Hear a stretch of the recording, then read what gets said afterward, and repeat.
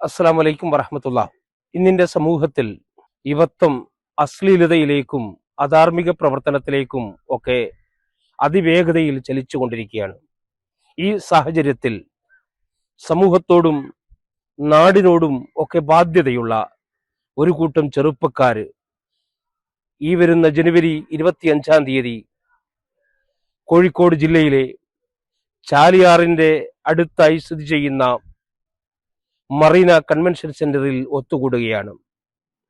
മതബോധമുള്ള ദീൻ ജീവിതത്തിന്റെ ഭാഗമാക്കി മാറ്റിയ, സമൂഹത്തോട് നന്മ ചെയ്യുന്ന, നാട്ടിൽ നന്മ ചെയ്യാൻ ആഗ്രഹിക്കുന്ന ആ നന്മകൾക്ക് മഹാപ്രതിഫലം നാളെ പരലോകത്ത് ലഭിക്കുമെന്ന് വലിയ പ്രതീക്ഷയോടെ മനസ്സിൽ കരുതുകയും അതിനനുസരിച്ച് പ്രവർത്തിച്ചു കൊണ്ടിരിക്കുകയും ചെയ്യുന്ന ഒരു കൂട്ടം യുവാക്കളാണ് ഇവിടെ അണിചേരുന്നത്.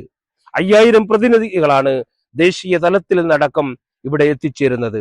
നിരവധി സംവാദങ്ങൾ, ചർച്ചകൾ, പ്രഭാഷണങ്ങൾ ഒക്കെ ഈ വേദിയിൽ വെച്ച് നടക്കുകയാണ്.